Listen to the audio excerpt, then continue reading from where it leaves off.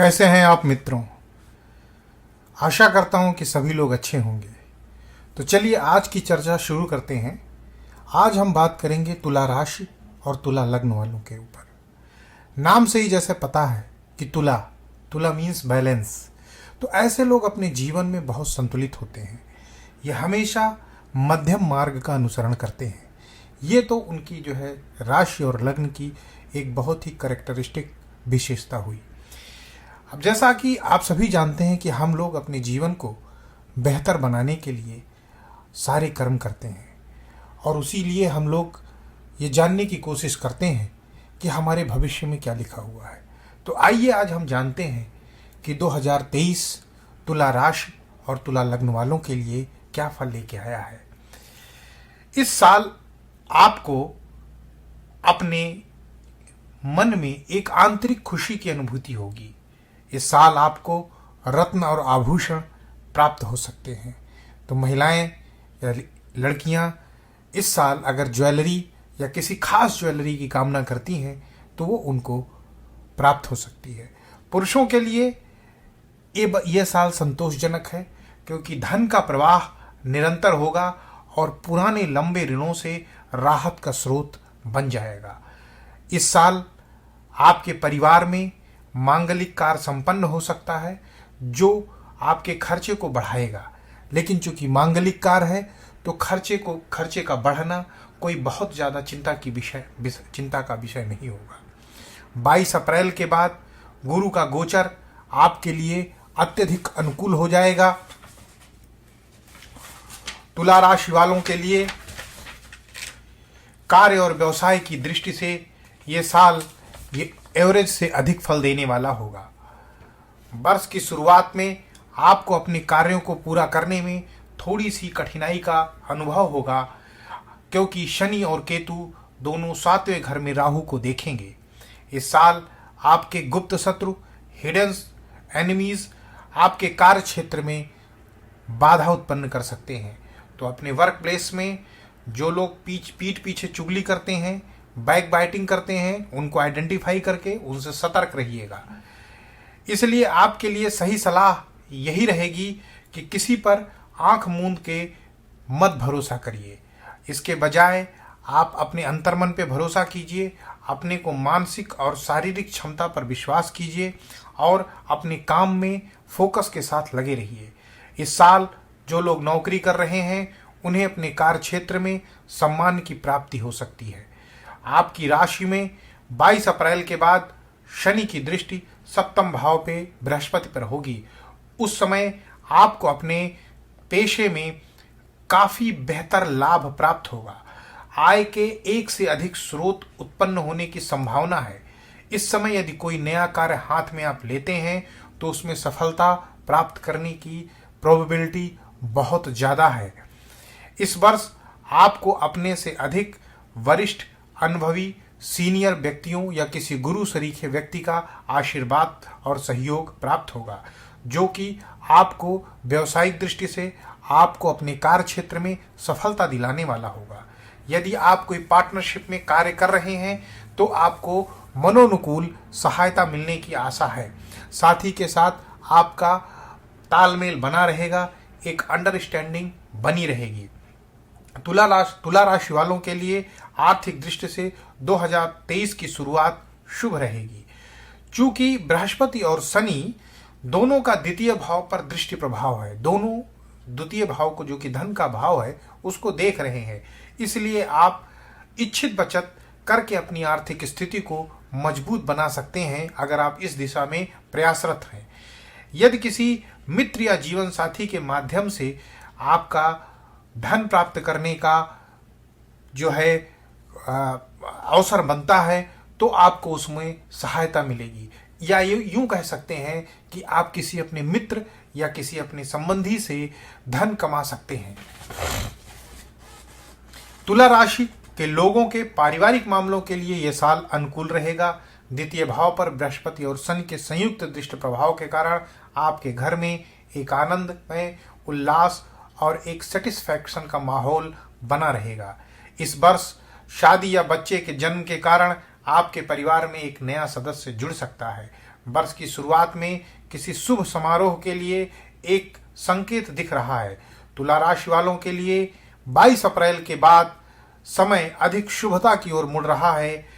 यदि आप अविवाहित हैं तो इस अवधि में आपका विवाह संपन्न हो सकता है। साल भर आप अपने दोस्तों या जीवन साथी के साथ सौहार्दपूर्ण संबंधों का आनंद उठाएंगे। आपको अपने भाइयों का, अपने सहोदर बंधुओं का पूर्ण सहयोग प्राप्त होगा। आपकी सामाजिक स्थिति में वृद्धि होगी क्योंकि बृहस्पति की दृष्टि तृतीय भाव पर है। तुला राशि वालों के लिए तुला भविष्यफल 2023 में बच्चों की दृष्टि से यह वर्ष अधिक आयु के लोगों को अधिक फल देने वाला है। गुरु का छठे भाव में गोचर संतान पक्ष के लिए थोड़ा अनुकूल नहीं है। साल की शुरुआत में आप अपने बच्चों को लेकर थोड़ा चिंतित रह सकते हैं। उस दौरान उनका स्वास्थ्य थोड़ा प्रभावित रह सकता है, उनकी शिक्षा पर भी थोड़ा असर पड़ सकता है। लेकिन 22 अप्रैल के बाद समय अवधि सकारात्मकता की ओर रुख कर लेगी। आपके दूसरे बच्चे के लिए समय अवधि अनुकूल रहेगी। उसे अपने कार्य क्षेत्र में सफलता मिलेगी। यदि वह उच्च शिक्षा प्राप्त करने पर आमादा है या वो उच्च शिक्षा के लिए प्रयासरत है तो किसी उच्च प्रोफाइल इंस्टीट्यूट में उसको प्रवेश मिल सकता है। यदि आपका बच्चा विवाह योग उम्र में चल रहा है तो 2023 में उसकी शादी हो सकती है। तुला राशि वाले हमेशा प्यार और रोमांस में रुचि रखते हैं, इसलिए इस साल सामान्य से थोड़ा कम इन बातों की ओर आपका झुकाव होगा। आपका 11वां घर मित्रता का घर है जो इस वर्ष खाली है। इस दौरान केवल अल्पकालिक ग्रह ही गुजरेंगे। ये स्थिति वर्ष भर यही दर्शाती है कि सब कुछ ठीक है और दोस्ती और आपके जो दोस्तों के साथ संबंध हैं वो कमोबेश ऐसे ही बने रहेंगे जैसी पहली थी। 25 सितंबर को गुरु आपकी ही राशि तुला में प्रवेश करेंगे। इसका अर्थ यह है कि सामान्य रूप से आपके लिए अधिक रोमांटिक अवधि। इस दौरान खुद को आप अधिक रोमांटिक महसूस करेंगे और मंगल आपका प्रेम ग्रह है, वो आने वाले वर्ष में आपकी राशिफल के 12 राशियां और 12 भावों में से 9 राशियों में भ्रमण करेगा। वो किसी भी राशि या भाव में अधिक देर तक नहीं रुकेगा। प्रेम विवाह के योग एवं प्रेम विवाह की सफलता के लिए आप जो है अपनी इंडिविजुअल कुंडली को किसी योग्य ज्योतिष से या खुद हमारे द्वारा आप जो है जचवा सकते हैं, आप परामर्श ले सकते हैं। इससे आपको ये पता चलेगा कि आपके रोमांटिक मौके जीवन में कितने हैं और कब कब आएंगे। 19 अप्रैल को लगने वाला सूर्य ग्रहण वर्तमान विवाह या रिश्ते की परीक्षा लेगा, इसलिए ये सभी तुला राशि वालों को प्रभावित करेगा। केवल वे लोग जो बाद में पैदा हुए हैं, वे लोग जिनका जन्म 10 अक्टूबर से 23 अक्टूबर के बीच हुआ है, उनको ये ज्यादा प्रभावित करेगा। दूसरी शादी की दिशा में जो लोग कार्य कर रहे हैं, तुला राशि वालों के लिए इस साल भी स्थिति उनके लिए यथावत ही बनी रहेगी। यदि वे विवाहित हैं तो समस्त संभवतः विवाहित रहेंगे और यदि अविवाहित हैं तो वे अविवाहित रहेंगे। स्वास्थ्य के मामले में तुला राशि वालों के लिए साल की शुरुआत मध्यम प्रभावशाली रहेगी। छठे भाव में बृहस्पति स्वास्थ्य संबंधी छोटी छोटी परेशानियां देता रहेगा। ऐसे में सेहत का ध्यान रखना जरूरी है। यदि आप पहले से किसी लंबी बीमारी से पीड़ित हैं तो बहुत सतर्क रहें। लग्न में राहु की केतु पर दृष्टि अचानक से स्वास्थ्य संबंधी परेशानी खड़ी कर सकती है। साल की शुरुआत में आपको बीमारी का एहसास हो सकता है, हालांकि चिकित्सकीय रूप से आप फिट रहेंगे। 22 अप्रैल के बाद बृहस्पति सप्तम भाव में गोचर करेगा, तब से आपके स्वास्थ्य में धीमी परंतु कांस्टेंट गति से सुधार होगा। आपके पवित्र विचार विकसित होंगे क्योंकि गुरु की लग्न पे दृष्टि है। प्रत्येक कार्य को नवीन और रचनात्मक तरीके से आप पूरा करेंगे। आपके भोजन की आदतों और दिन के व्यवसाय में परिवर्तन होगा। तुला राशि के छात्रों के लिए प्रतियोगी परीक्षाओं के लिए वर्ष एवरेज से थोड़ा अच्छा रहेगा। सफलता प्राप्त करने के लिए आपको निरंतर प्रयास करना होगा और सफलता के जो है संकेत हैं, लेकिन कड़ी मेहनत के बाद समय अवधि छात्रों के लिए अनुकूल हैं जो घर या विदेश से दूर रहकर शिक्षा प्राप्त करने के लिए आकांक्षी हैं। यदि आप कोई प्रतियोगी परीक्षा देने का इरादा रखते हैं तो 22 अप्रैल के बाद का समय अनुकूल रहेगा, लेकिन तैयारी आपको साल के शुरू से ही कर देनी होगी और तभी आपको सफलता की पूरी जो है आशंका है। यदि आप व्यावसायिक शिक्षा प्राप्त करने की राह में हैं तो तुला राशि फल वालों के लिए, तुला लग्न और तुला राशि वालों के लिए 2023 में व्यावसायिक शिक्षा के दृष्टिकोण से काफी उत्तम है। ट्रेवल की दृष्टि से देखा जाए तो ये वर्ष काफी बड़े पैमाने पर शुभ है। आपको किसी तीर्थ यात्रा पे जाने का सौभाग्य प्राप्त हो सकता है, और यदि आपको कोई तीर्थ यात्रा पे जाने का सौभाग्य प्राप्त हो तो आप उसे छोड़िएगा नहीं, उसे मिस मत करिएगा।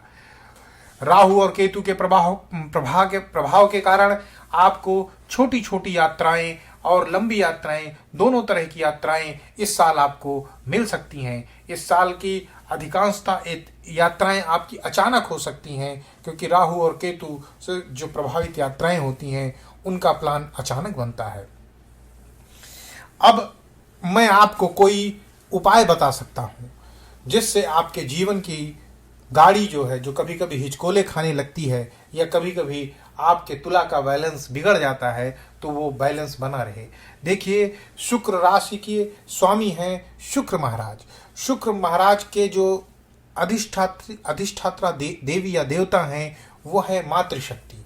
तो मातृशक्ति के किसी भी रूप की पूजा करें, आपका कल्याण ही होगा।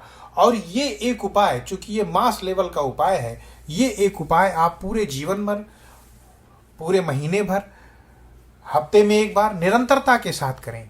आप मातृशक्ति के किसी भी रूप की जिसमें आपकी आस्था है, आप पूजा कर सकते हैं, आराधना कर सकते हैं, उनके मंदिर का दर्शन कर सकते हैं या उनका नाम जप कर सकते हैं।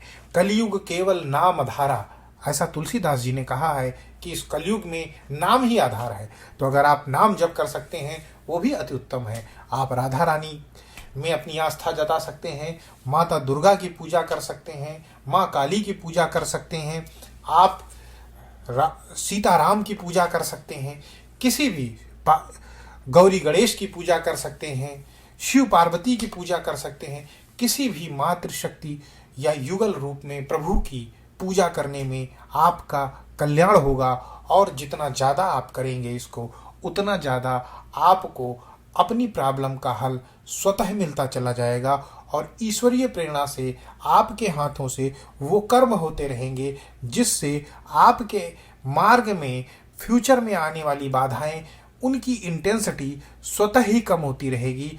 अब इन्हीं बातों के साथ मैं इस वीडियो को यहीं विराम देता हूं, और मैं आपके मंगलमय और शुभ जीवन की कामना करता हूं। जय श्री राम।